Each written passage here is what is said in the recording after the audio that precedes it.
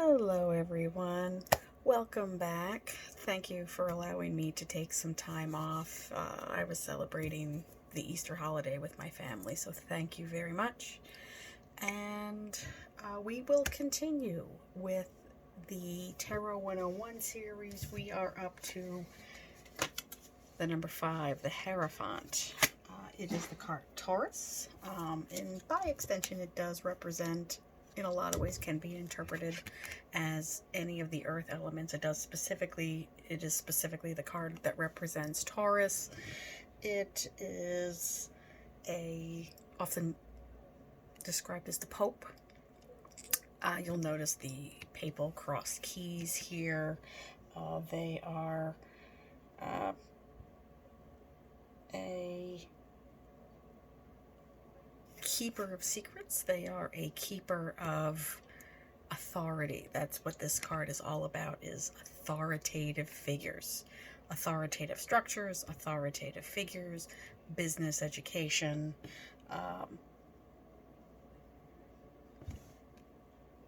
Look at the figures. Yeah, so I actually have notes down here. So this is actually a better indication. You want to look at the supplicants. They are bowing to him. He has the Pope's mitre, again, the crossed keys. And for a moment, I want he's giving a blessing. And this is the traditional Rider-Waite, so you can see the supplicants under here. The crossed keys are here. Pope's mitre, the pillars. This is a indication of traditional religions, traditional ways of life. It can also represent corporate ventures, corporate structures, education, any type of organized institution. And for this part, we're going to talk about this hand gesture in particular. You'll notice it's a recurring theme. It's giving a blessing. He has the 2 fingers raised. The 2-fingered raised blessing, the observant papal blessing. And it's very, very indicative of, here you'll see, I'm going to use this pen here for a second, the symbol of Taurus, and again the infinity symbol. So this is about having that higher mindset. Again, it is conventional thought, moral thought, traditional morality, orthodoxy. It is about hierarchy. And again, we're going to talk about the keys here for a moment. And I'm going to get a really good, clear picture of them. Here they are. Those are the keys, St. Peter's keys to the gates of heaven. So he is the keeper of all of the information, all of the institution. That's what he represents. It is, to me, whenever I get this card, this is about using traditional routes to obtain your goals. When I see this, I think hard work. I think I often read these with the Doreen Virtue set of oracle cards. So for me, this is the way to do things. Meditation brings answers. If you commit yourself to a functionality, that is how you obtain your goal.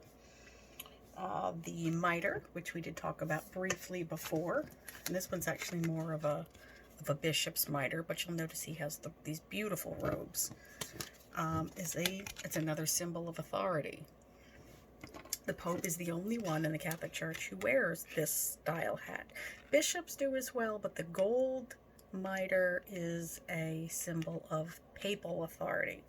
If you happen to be Catholic, I know this one looks a little bit more Byzantine with the peaks, but that is the papal crown in all of its glory. And the way to look at these is in not a 21st century way, but maybe a medieval or pre-Renaissance way. The church was central to people's lives. There was no higher power other than God. He was often referred to, at least originally, as the King Pope. He had lands, he had money, and that beautiful stained glass window behind this illustration will be indicative of that. He's very, in one way, a little bit unique. You'll see at the planet up here, but there is no particular planet that is associated with the hierophant, since he is such an earthly structured figure. He has no heavenly counterpart. There was, again, no power higher than the church during the Renaissance, or the Western Renaissance, the European Renaissance. They had the money. He was the center of everyone's life. If the Pope spoke, everyone listened until the time of the Reformation. I'm going to try to keep this a reasonably short video because I know there's not a whole lot to talk about here. That's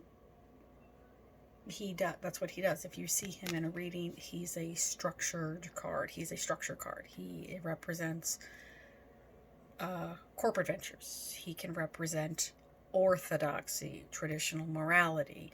Will oftentimes be indicative of a traditional wedding, in at least the sense of it is an organized process. It's something, even if it's not taken in a traditional route, this is traditional orthodoxy, traditional morality. That's what he represents. He can also represent education. The number 5 is a building number. Traditionally, the round numbers, the even numbers, are stability building. The odd numbers, since there is, if you think of a chair, you have a chair that has 4 legs, far more stable than one that has 3. So 5 is a number of change. It can be a bit of a transition number. It's right in the middle of the tarot. He's only reached the halfway point, if you want to think of it in those terms. Oh, sorry. I'm going to talk a minute about the supplicants. That's these peasants here, often described as the pilgrims, at the skirt, at the hem of the Pope's robes. They are impoverished. They are potentially sick. I've heard them described as many things. Lepers. I've heard them described as pilgrims, seeking the wisdom of the Pope. And they're just reverently bowing to him, although they are kneeling. In this imitation, they're actually monks at the foot of the hierophant. But he is giving them his blessing.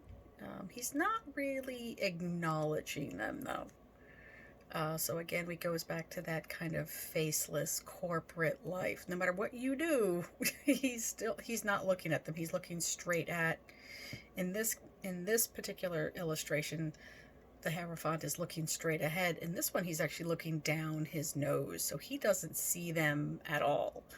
So again, there is that kind of subservient feel to them, at least in this imitation, in this illustration. He's acknowledging something. This one, he almost has a look of disdain on his face, like he is above. Well, he's literally above them. He's sitting and they are at his feet, but he's not paying any attention to them at all. So again, it is that kind of you're just a number mentality, that kind of corporate drone worker mentality, if you're looking at it from that perspective. But he does represent hierarchy. He does represent organization. He does represent a quote-unquote normal way of doing things, a rather orthodoxy, traditional, everybody else has done it this way. This is not a card of innovation, I guess is the best way to put that. He is not a risk taker in any way. This is nothing new. This is This is the card of there is nothing new under the sun. We have plowed this field. We have paved that road. That is what this card represents. There is nothing new. Keep doing what you're doing because we say so. So in that way, it can have a little bit of a negative connotation. Although there is the other end of that is safety in numbers. This is a well plowed field as it has been, as it were. You know what to expect. It is rather orthodoxy. After that, I will leave it there. The next card will be the card of Gemini, which is the card of the lovers. We'll talk about that the next time, my friends. Have a good one. We'll see you later, my friends. Bye.